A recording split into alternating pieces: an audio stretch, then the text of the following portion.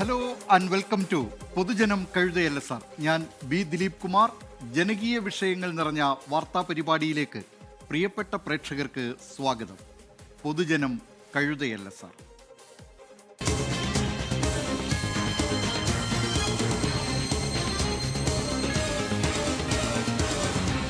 പൊതുജനം കഴുതയല്ല സാർ. അർഹരായ വോട്ടർമാരെ വെട്ടിനിരത്തിയും വ്യാജന്മാരെ തിരികെ കയറ്റിയും തെരഞ്ഞെടുപ്പ് കമ്മീഷൻ വോട്ടുകൊള്ള നടത്തുകയാണെന്ന രാഹുൽ ഗാന്ധിയുടെ ആരോപണമാണ് ദേശീയ രാഷ്ട്രീയത്തെ ചൂടുപിടിപ്പിക്കുന്നത്. ഇക്കാര്യത്തിൽ പൊതുജനം കഴുതയല്ല സാറിന് എന്തു കാര്യമെന്ന് ചോദിക്കാൻ വരട്ടെ. ജനകീയ വിഷയങ്ങൾ കേരളത്തിലായാലും കേരളത്തിന് പുറത്തായാലും പൊതുജനം കഴുതയല്ല സാർ ഇടപെടും. രാഹുൽ ഗാന്ധിയുടെ വാദങ്ങൾ ശരിയാണോ എന്ന് അന്വേഷിക്കാൻ പൊതുജനം കഴുതയല്ല സാർ യാത്ര നടത്തുകയാണ്. അങ്ങ് ബീഹാറിലെ ജാമുയി ജില്ലയിലെ ധരംപൂരിലേക്ക് ശ്രീനാഥ് ചന്ദ്രനും ഹരിയാനയിലെ ഗ്രാമങ്ങളിലേക്ക് അജീഷ് ജയകുമാറുമാണ് പോകുന്നത്. അപ്പോൾ മുൻവിധിയില്ലാത്ത ഒരു യാത്രയാകാം. പ്രീതി, സ്വീറ്റി, സരസ്വതി ഒരേ ഫോട്ടോയിൽ പല പേരിൽ വോട്ടർമാർ. വാർത്താ സമ്മേളനത്തിൽ രാഹുൽ ഗാന്ധി ചൂണ്ടിക്കാട്ടിയ വോട്ടർ പട്ടിക കണ്ടവർ മൂക്കത്ത് വിരൽ വെച്ചു. ഹരിയാനയിൽ പ്രവചനങ്ങളെല്ലാം കാറ്റിൽ പറത്തി BJP അപ്രതീക്ഷിത ജയം നേടിയത് ഈ വിധം തിരിമറികൾ നടത്തിയാണെന്നാണ് രാഹുൽ ഗാന്ധി ആരോപിക്കുന്നത്. വോട്ടുകൊള്ള നടന്നു എന്ന് പറഞ്ഞ് രാഹുൽ ഗാന്ധി പുറത്തുവിട്ട വോട്ടർ പട്ടികയിലെ മറ്റൊരു സ്ത്രീയെ കൂടി നമ്മൾ കണ്ടെത്തിയിട്ടുണ്ട്. ഹരിയാനയിലെ മച്ചറോള എന്ന് പറയുന്ന സ്ഥലത്തുള്ള പിങ്കി എന്ന് പറയുന്ന സ്ത്രീയുടെ വീട്ടിലാണ് നമ്മളിപ്പോൾ ഉള്ളത്. നമുക്ക് അവരോട് തന്നെ ചോദിച്ചു നോക്കാം, അവരുടെ ഫോട്ടോ വോട്ടർ പട്ടികയിൽ വന്നതുപോലെ ശരിയാണോ, അല്ലെങ്കിൽ കഴിഞ്ഞ വർഷം തെരഞ്ഞെടുപ്പിൽ അവർ വോട്ട് ചെയ്തിട്ടുണ്ടോ എന്ന്. ഈ വീടിന്റെ മുകളിലത്തെ നിലയിലാണ് പിങ്കി താമസിക്കുന്നത്. बट जब मेरा पहला वोट कार्ड बन के आया था तो उसमें फ़ोटो चेंज आई थी और नाम एड्रेस वगैरह सब कुछ सेम था. ये फ़ोटो नहीं थी, कोई और महिला थी, ये फ़ोटो नहीं थी उसमें. और यहीं हमारे स्कूल में ही वोट डाले थे. यहाँ गांव में जो स्कूल है उसमें वोट डाले थे. मैं, मेरे हस्बैंड और मेरी सास, हम सारे परिवार इकट्ठा होकर गए थे वोट डालने. ഇതേ ഫോട്ടോയിലുള്ള രണ്ടുപേരെ കൂടി കണ്ടു. അതിൽ ഒരാൾ വോട്ട് ചെയ്തെന്നും മറ്റൊരാൾ വോട്ട് ചെയ്തില്ലെന്നുമാണ് പറയുന്നത്. सिर्फ उसमें नहीं डाला, उससे पहले वाले में वोट में उसमें तो पहले से डाला करे थे. अभी वोट डाला हुआ है कह रहे हैं, और अब सिर्फ फोटो चेंज है उसमें. तो क्या ये बात सच है? उसमें एड्रेस सब कुछ मेरा नाम चल रहा है. हाँ. उसमें फोटो और किसी का लग रहा है. ഏതായാലും വോട്ടർമാരുടെ എല്ലാം പേരിനോടൊപ്പം ഉണ്ടായിരുന്ന ബ്രസീലുകാരിയെ ഇവർക്ക് ആർക്കും അറിയില്ല.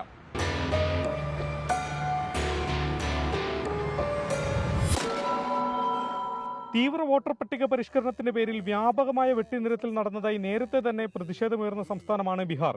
ജമുയി ജില്ലയിലെ ധരംപൂർ എന്ന ഗ്രാമത്തിൽ നിന്നുള്ളവരാണ് രാഹുലിനൊപ്പം മാധ്യമങ്ങൾക്ക് മുന്നിലെത്തിയത്. രാഹുൽ ഗാന്ധിയുടെ വാർത്താ സമ്മേളനത്തിന് തൊട്ടു പിന്നാലെയാണ് നമ്മൾ ധരംപൂരിലേക്ക് ഓടിയെത്തിയത്. വീടാന്തരം കയറിയിറങ്ങി വിവരങ്ങൾ അന്വേഷിച്ചു. അക്ഷരാർത്ഥത്തിൽ ഞെട്ടിക്കുന്നതായിരുന്നു സ്ഥിതി.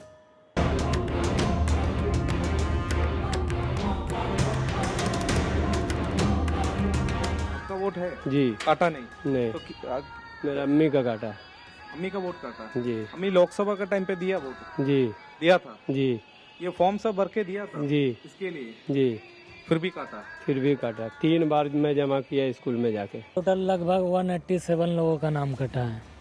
187. फैमिली में कितने जन है? 4 का भी काटा. 4 का कट गया. 2 जन का काटा. हाँ. घर पे. हाँ. वो लोग लोकसभा के टाइम पे वोट दिया था. ഗ്രാമം നിറയെ വോട്ടർ പട്ടികയിൽ നിന്ന് പുറത്തായവരെ കാണാം. ഒരു കുടുംബത്തിൽ ഒരാൾ മുതൽ കുടുംബമാകെ വോട്ടർ പട്ടികയിൽ നിന്ന് പുറത്തായ സംഭവങ്ങൾ നേരിൽ കണ്ടു. ലോക്സഭാ തെരഞ്ഞെടുപ്പിൽ വോട്ട് ചെയ്ത വർഷങ്ങളായി ഇതേ ഗ്രാമത്തിൽ താമസിക്കുന്നവരാണ് ജനാധിപത്യ പ്രക്രിയയിൽ നിന്നും പുറത്തുപോയത്. ധരംപൂരിലേത് ഒറ്റപ്പെട്ട സംഭവമല്ല എന്നതാണ് പ്രതിപക്ഷം ഉന്നയിക്കുന്നത്. അതുകൊണ്ട് പൊതുജനമധ്യത്തിൽ ഉയർന്ന ചോദ്യങ്ങൾക്ക് സംശയാതീതമായ ഉത്തരം നൽകാൻ തെരഞ്ഞെടുപ്പ് കമ്മീഷന് കഴിയണം. അജീഷ് ജയകുമാറിനൊപ്പം പട്നയിൽ നിന്നും ശ്രീനാഥ് ചന്ദ്രൻ, 24. പൊതുജനം കഴുതയല്ല സാർ.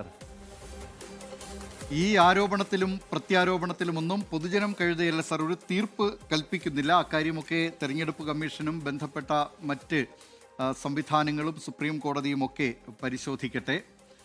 മറ്റൊരു വിശേഷത്തിലേക്കാണ്. ഈ പൊതുജനം കഴുതയല്ല സാർ എന്ന പരിപാടിയിൽ നിരവധി ജനകീയ വിഷയങ്ങൾ വരാറുണ്ട്, ജനങ്ങളുടെ ആവലാതികൾ വരാറുണ്ട്, അനാസ്ഥയുടെ വാർത്തകൾ വരാറുണ്ട്. അത്തരമൊരു വാർത്ത പൊതുജനം കഴുതയല്ല സാർ ഇന്നലെ സംപ്രേഷണം ചെയ്തിരുന്നതാണ്. പ്രേക്ഷകർ അത് ഓർക്കുന്നുണ്ടാകും.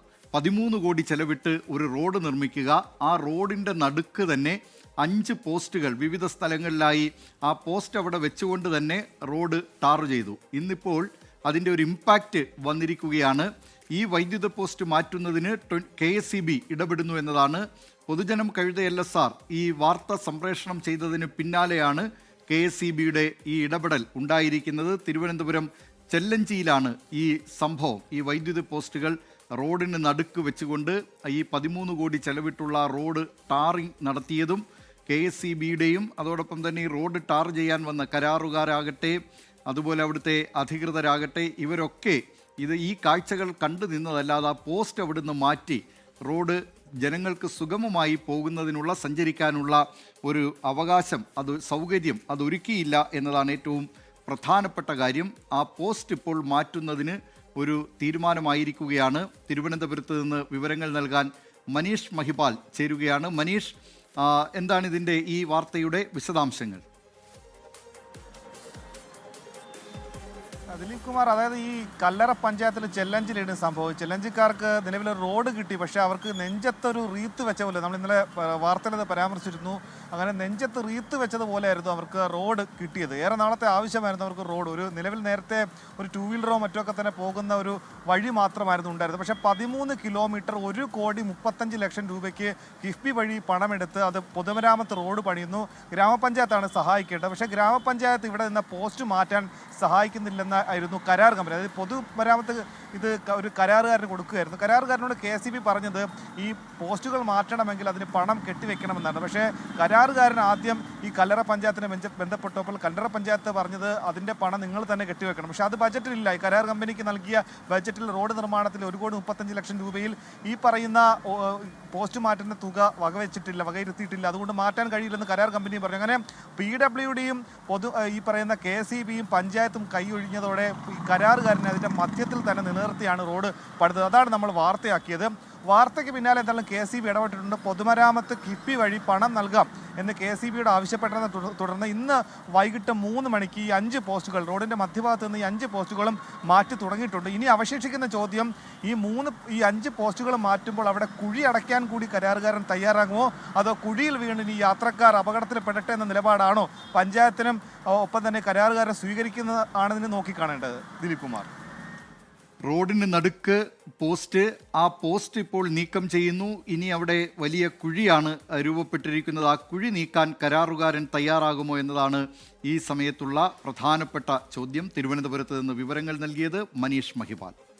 നിരവധി പ്രേക്ഷകർ ഇതുമായി ബന്ധപ്പെട്ടൊക്കെ കമൻറ്റ് ചെയ്യുന്നുണ്ട്. ജോസ്വിൻ ജോസഫ് പറയുന്നു, പഞ്ചായത്ത് ഇലക്ഷൻ വരുന്നു എന്ന് കേട്ടപ്പോൾ കുഴിയടക്കൽ, ടാറിംഗ്, കോൺക്രീറ്റ് എന്നിവ ചെയ്യുന്നു. ഇതിനു മുമ്പ് അധികാരികൾ എവിടെയായിരുന്നു എന്ന ചോദ്യമാണുള്ളത്. മിനിബാബു പറയുന്നു, പൊതുജനം കഴുതയല്ല എന്നാണ് ഇതിൽ നിന്നെല്ലാം മനസ്സിലാക്കേണ്ടത്. എബ്രഹാം തോമസിൻ്റെ കമൻറ്റ് വരുന്നു, KSEBക്ക് ഇപ്പോഴാണോ തലയിൽ വെളിച്ചം ഉദിച്ചതെന്ന്. അങ്ങനെ ഈ നിലയിൽ നിരവധി പ്രേക്ഷകർ ഈ വാർത്തയോട് പ്രതികരിക്കുന്നുണ്ട്. ഏതായാലും പൊതുജനം കഴുതയല്ല സാർ എന്ന ഈ പരിപാടിയിൽ കഴിഞ്ഞ കുറേ ദിവസങ്ങളായി നിങ്ങൾക്ക് കാണാം നിരവധി ഇമ്പാക്റ്റുകളാണ് ഉണ്ടാകുന്നത്. അധികൃതർ ഫലപ്രദമായി തന്നെ പല വാർത്തകളോടും പ്രതികരിക്കുന്നുണ്ട്. അത്തരം ഇടപെടലുകളാണ് ഈ ജനങ്ങളുടെ ജനകീയമായ ആവശ്യത്തോട് അധികൃതരുടെ ഭാഗത്തു നിന്ന് ഉണ്ടാകേണ്ടത്. മറ്റൊരു വാർത്തയിലേക്കാണിനി. വോട്ടുകാലമായി ഉദ്ഘാടനങ്ങൾ പതിവുമായി. എത്രയെത്ര ഉദ്ഘാടനങ്ങൾ കണ്ടാലാണ് ഇപ്പോൾ ഒരു ദിവസം കഴിച്ചുകൂട്ടാനാവുക എന്ന് പറയാൻ കഴിയില്ല. മുമ്പ് പലവട്ടം ഉദ്ഘാടനം ചെയ്ത പലതും ഇപ്പോൾ ശരിയാക്കി തരാം എന്ന് പറഞ്ഞ് നമ്മെ പറ്റിച്ചുകൊണ്ട് വീണ്ടും ഉദ്ഘാടിക്കുന്നവരും ഇക്കാലത്തുണ്ട്. അത്തരം ഉദ്ഘാടന വിശേഷത്തിലേക്കാണ് കട്ടപ്പനയിലെ രാഹുൽ വിജയൻ നമ്മെ കൊണ്ടുപോകുന്നത്. ഉദ്ഘാടനം ചെയ്തു തരാം, പക്ഷെ പൊതുജനങ്ങൾ ആരും ഇപ്പോൾ ആ പദ്ധതി പ്രയോജനപ്പെടുത്തരുത്. ഓരോരോ കീഴ്വഴക്കങ്ങളാകുമ്പോൾ അങ്ങനെയാണല്ലോ. കൃത്യസമയത്ത് ഉദ്ഘാടനം ചെയ്തു കൊടുത്തില്ലെങ്കിൽ പൊതുജനങ്ങൾ പിന്നെ എന്ത് വിചാരിക്കും? അങ്ങനെ പൊതുജനങ്ങൾക്ക് വേണ്ടി എന്ന പേരിൽ ഉദ്ഘാടനം ചെയ്യപ്പെട്ടിട്ട് പ്രയോജനപ്പെടാതെ കിടക്കുന്ന ഒരുപാട് പദ്ധതികൾ നമ്മുടെ നാട്ടിലുണ്ട്. അങ്ങനെ ചിലതിലൊന്നാണ് എനിക്ക് പിന്നിൽ കാണുന്ന കട്ടപ്പന നഗരസഭയുടെ ആരോഗ്യ കേന്ദ്രം.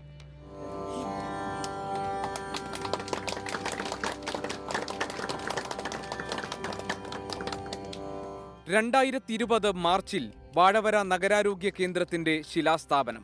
5 വർഷത്തിനിപ്പുറം മറ്റൊരു തിരഞ്ഞെടുപ്പ് കാലമായതോടെ ഒക്ടോബർ 26 നിർമ്മാണ പൂർത്തീകരണത്തിന്റെ ഉദ്ഘാടനം. പക്ഷേ വയറിംഗ് ജോലികൾ പൂർത്തിയാക്കിയിട്ടില്ല. സൗജന്യ സേവനം ലഭിക്കുന്ന ആശുപത്രി പുതിയ കെട്ടിടത്തിലേക്ക് മാറാത്തത് ജനങ്ങൾക്ക് ബുദ്ധിമുട്ടുണ്ടാക്കുന്നു.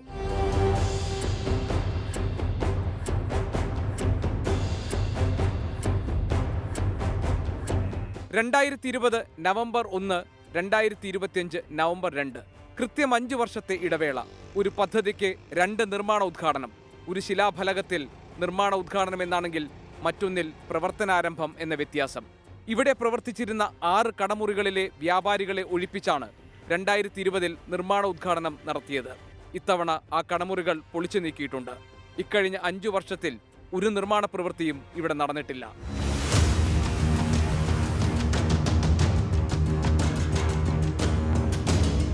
(2010) മുതൽ 4 ഉദ്ഘാടനങ്ങൾ നടന്നിട്ടുള്ള പാർക്കാണ് ഇത്.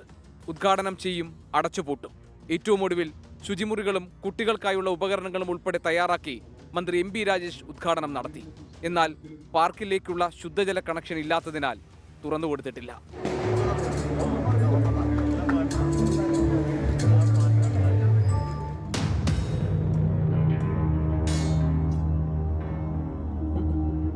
കഴിഞ്ഞ മാസം 27-ാം തീയതി മന്ത്രി എം. രാജേഷ് നെടുങ്കണ്ടത്തും മറ്റൊരു ഉദ്ഘാടനം കൂടി നടത്തിയിരുന്നു.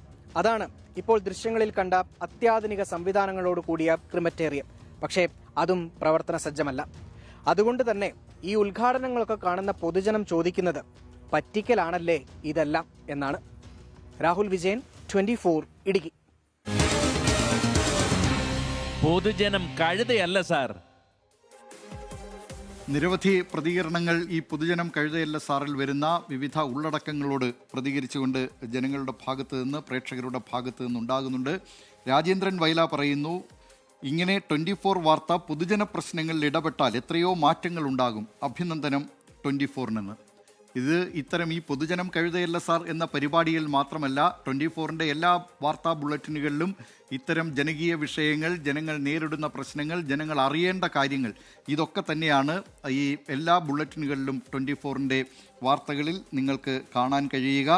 അതുപോലെ ഈ റോഡിന് നടുവിലെ പോസ്റ്റ് അത് നീക്കം ചെയ്യുന്നതുമായി ബന്ധപ്പെട്ടും നിരവധി കമൻറ്റുകൾ ഇപ്പോൾ വരുന്നുണ്ട്.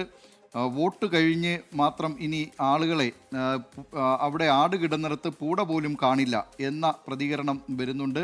ഇങ്ങനെ നിരവധി പ്രതികരണങ്ങളാണ് ഇതിലെ ഉള്ളടക്കങ്ങളുമായി ബന്ധപ്പെട്ട് ഇപ്പോൾ വന്നുകൊണ്ടിരിക്കുന്നത്. പലവട്ടം പറഞ്ഞിട്ടും പിന്നെയും പിന്നെയും തട്ടിപ്പിന് തലവെക്കുകയാണ് മലയാളി. 2 ദിവസം വീട്ടമ്മയെ ഡിജിറ്റൽ അറസ്റ്റ് ചെയ്തതായി പറയുക, അക്കൗണ്ടിൽ ആകെയുണ്ടായിരുന്ന 21.5 ലക്ഷം രൂപ തട്ടിപ്പുകാർക്ക് നൽകാനായി ബാങ്കിലെത്തുക. പിന്നീട് എന്താണ് സംഭവിച്ചതെന്ന് തിരുവല്ലയിൽ നിന്ന് സലിം മാലിക് പറയും. വിദേശ ജോലിക്ക് ശേഷം തിരുവല്ലയിലെ വീട്ടിൽ വിശ്രമ ജീവിതം നയിക്കുന്ന 68-കാരിയെയാണ് വ്യാജ ഡിജിറ്റൽ അറസ്റ്റ് നടത്തിയത്. ഇവരുടെ ഫോണിലേക്ക് ഒരു വീഡിയോ കോൾ വരുന്നത് കഴിഞ്ഞ ഞായറാഴ്ച ഉച്ചയ്ക്ക്. മുംബൈ ക്രൈം ഡിപ്പാർട്ട്മെന്റിൽ നിന്നാണ് വിളിക്കുന്നതെന്ന് പരിചയപ്പെടുത്തി.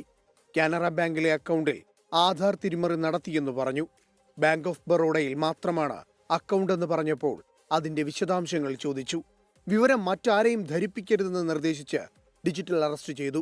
അക്കൗണ്ടിലെ പണം മുഴുവൻ അയച്ചാൽ കേസിൽ നിന്ന് ഒഴിവാക്കി തരാമെന്ന് അറിയിച്ചു.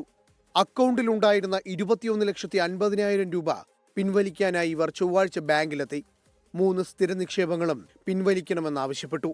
പണം മക്കൾക്ക് നൽകാനാണെന്ന് ആദ്യം പറഞ്ഞെങ്കിലും ട്രാൻസ്ഫർ ചെയ്യാൻ ആവശ്യപ്പെട്ട അക്കൗണ്ട് സ്വകാര്യ കമ്പനിയുടേതായിരുന്നു.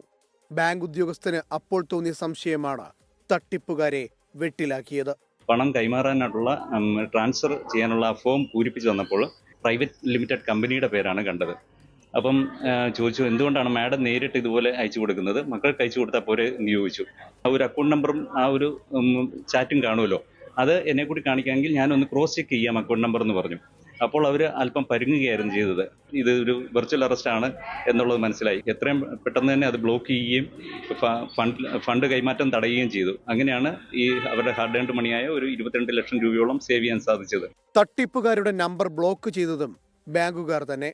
ട്രാൻസാക്ഷൻ ചെയ്യുമ്പോൾ ഒരു ബെനിഫിഷ്യറി നെയിമിൽ ഒരു മിസ്മാച്ച് കണ്ടപ്പോഴാണ് ഞങ്ങൾക്ക് ഡൗട്ട് അടിച്ചത്. അപ്പം ഞങ്ങളുടെ ഉദ്യോഗസ്ഥർ കൂടുതൽ ഡീറ്റെയിൽസ് ചോദിച്ചപ്പോഴാണ് കാര്യങ്ങൾ വെളിയിൽ വന്നത്. ഞങ്ങൾ വാട്സപ്പ് ചാറ്റ് പരിശോധിച്ചപ്പോഴാണ് ഇതൊരു സൈബർ ഫ്രോഡ് ഡിജിറ്റൽ അറസ്റ്റ് ആണെന്ന് മനസ്സിലായത്. അവരെ അത് പറഞ്ഞ് മനസ്സിലാക്കി. ബാങ്ക് ജീവനക്കാരുടെ ജാഗ്രത ഗൂഢനീക്കം പൊളിച്ചെങ്കിലും ഇപ്പോഴും പ്രതികളെ പിടികൂടാനായിട്ടില്ല.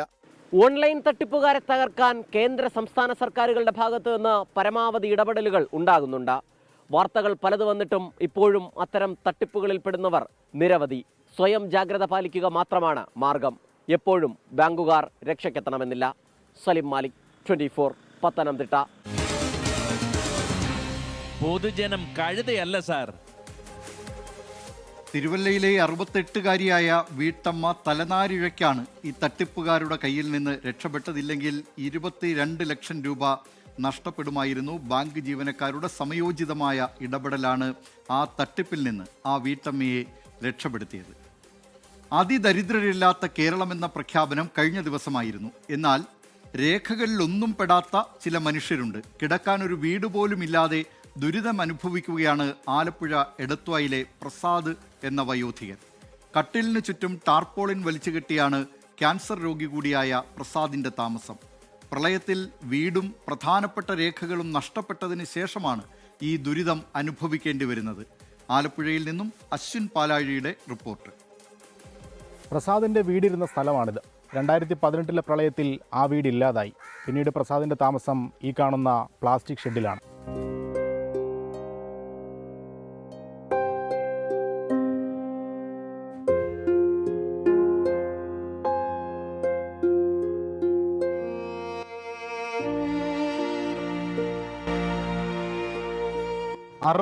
വയസ്സുകാരനാണ് തലവടി പഞ്ചായത്തിലെ 7-ാം വാർഡിലുള്ള പ്രസാദ്. കട്ടിലിനു ചുറ്റും ടാർപോളിൻ കെട്ടിയ സ്ഥലത്തായിരുന്നു നേരത്തെ വീടുണ്ടായിരുന്നത്. 2018 പ്രളയത്തിൽ വീട് തകർന്നു. ആധാർ അടക്കം പ്രധാന രേഖകൾ നഷ്ടമായി. ഇതോടെ പെൻഷൻ ഉൾപ്പെടെയുള്ള സർക്കാർ ആനുകൂല്യങ്ങളുടെ പുറത്തായി പ്രസാദ്. ക്യാൻസർ പിടിപെട്ടതോടെ ജീവിതം ദുരിതപൂർണമാണ്. സംസാരിക്കാനാവുന്നില്ല. സമീപത്തുള്ള വീടുകളിൽ നിന്ന് ഭക്ഷണം എത്തിച്ചിരുന്നു. എന്നാൽ രോഗം മൂർച്ഛിച്ചതോടെ കഴിക്കാനും പറ്റുന്നില്ല. പ്രോട്ടീൻ പൗഡർ വെള്ളത്തിൽ കലക്കി കുടിച്ചാണ് ജീവൻ നിലനിർത്തുന്നത്. തലവടി പഞ്ചായത്ത് 7-ാം വാർഡിൽ വാടക്കൽ പ്രസാദ് എന്ന് പറയുന്ന അദ്ദേഹത്തിൻ്റെ വീടാണ്. വീടെന്ന് പറയാനൊക്കെയല്ല, എന്നാ പറയണ്ടേ, ഒരു വെറും ചാർത്ത്. അതാണ് നമ്മുടെ പുറയിൽ കാണുന്നത്. 2018 പ്രളയ സമയത്ത് ആ പ്രളയത്തിൽ നഷ്ടപ്പെട്ടതാണ്. അത് കഴിഞ്ഞ് അദ്ദേഹം ഇതുവരെയും ഈ ഒരു അവസ്ഥയിലാണ്. അതുപോലെ അദ്ദേഹത്തിൻ്റെ അർബുദ ബാധിതനാണ്. അദ്ദേഹത്തിന് ഭക്ഷണം കഴിക്കാനൊക്കെയല്ല. ആ മുമ്പേ കാണിച്ച പ്രോട്ടീൻ പൗഡർ അത് മാത്രമാണ് കലക്കി കുടിച്ച് അദ്ദേഹം കഴിയുന്നത്. അപ്പോൾ ഇതുപോലുള്ള ആൾക്കാരുടെ ഒരു സഹായം, ഇല്ലേ, സുമനസ്സുകളുടെ സഹായം അദ്ദേഹത്തിനുണ്ടെങ്കിൽ അദ്ദേഹത്തെ നമുക്ക് പൊതു രംഗത്തേക്കില്ലേ, പൊതു സമൂഹത്തിൻ്റെ മുമ്പിലേക്ക് കൊണ്ടുവരാൻ സാധിക്കും. 9 വർഷം മുമ്പ് ഭാര്യ ക്യാൻസർ ബാധിച്ച് മരിച്ചു. മക്കൾ പല വഴി പോയി. ഇതോടെയാണ് ജീവിതം ഒറ്റപ്പെട്ടത്. നല്ലൊരു മഴ പെയ്താൽ നനഞ്ഞു കുളിച്ചാണ് കിടന്നുറങ്ങുന്നത്. രേഖകൾ വീണ്ടെടുക്കാനുള്ള ശ്രമങ്ങളെല്ലാം പരാജയപ്പെട്ടു. അതിദരിദ്രരെ കണ്ടെത്താനുള്ള സർക്കാരിൻ്റെ അന്വേഷണത്തിലൊന്നും ഭക്ഷണത്തിന് വകയില്ലാതെ ടാർപോളിൻ്റെ അടിയിൽ കഴിയുന്ന പ്രസാദിനെ കണ്ടെത്താനായില്ലെന്നത് ആശ്ചര്യകരം. നവംബർ 1 കേരളത്തെ അതിദരിദ്രരില്ലാത്ത സംസ്ഥാനമായി മുഖ്യമന്ത്രി പ്രഖ്യാപിച്ചെന്ന വാർത്ത പ്രസാദും വായിച്ചിട്ടുണ്ടാവും. പുതിയ ആധാർ കാർഡ് എടുക്കാനായാൽ പ്രസാദിന്റെ പ്രശ്നങ്ങൾക്ക് ഒരു പരിധിവരെ പരിഹാരമുണ്ടാകും. ജില്ലാ ഭരണകൂടത്തിന്റെ അടിയന്തര ഇടപെടലാണ് ആവശ്യം. ആലപ്പുഴയിൽ നിന്ന് ഷിബിൻ ബഷീറിനൊപ്പം അശ്വിൻ പാലാഴി, 24. പൊതുജനം കഴുതയല്ല സാർ. മറ്റൊരു വിശേഷത്തിലേക്കാണ് ഇനി. രോഗമായും കടമായും ഒറ്റപ്പെടലായുമൊക്കെ ജീവിതത്തിൽ പ്രതിസന്ധികൾ ഉണ്ടാകാറുണ്ട്. എന്നാൽ ഇതെല്ലാം ഒരുമിച്ച് അനുഭവിക്കേണ്ട ഗതികേടിലാണ് കോട്ടയം പ്ലാമൂട് സ്വദേശിനി ഉഷാകുമാരിയും മകളും. ഓട്ടിസം ബാധിച്ച കുട്ടിയെയും ഉഷയെയും ഭർത്താവ് ഉപേക്ഷിച്ചു പോയതിനു പിന്നാലെ സ്വകാര്യ ധനകാര്യ സ്ഥാപനം ഇവരുടെ വീട് ജപ്തിയും ചെയ്തു. ഇപ്പോൾ എന്തു ചെയ്യണമെന്നറിയാതെ പകച്ചു നിൽക്കുകയാണിവർ. കോട്ടയത്ത് നിന്ന് ടോബി ജോൺസൺ അവരുടെ ദുരിതകഥ പറയുന്നു. ചിലപ്പോൾ ജീവിതങ്ങൾ അങ്ങനെയാണ്. ഒരു കനിവും നമ്മളോട് കാണിക്കില്ല. പ്ലാമൂട് സ്വദേശിനി ഉഷാകുമാരിയും മകളും ഇപ്പോൾ ആ ദുരവസ്ഥയിലൂടെയാണ് കടന്നു പോകുന്നത്.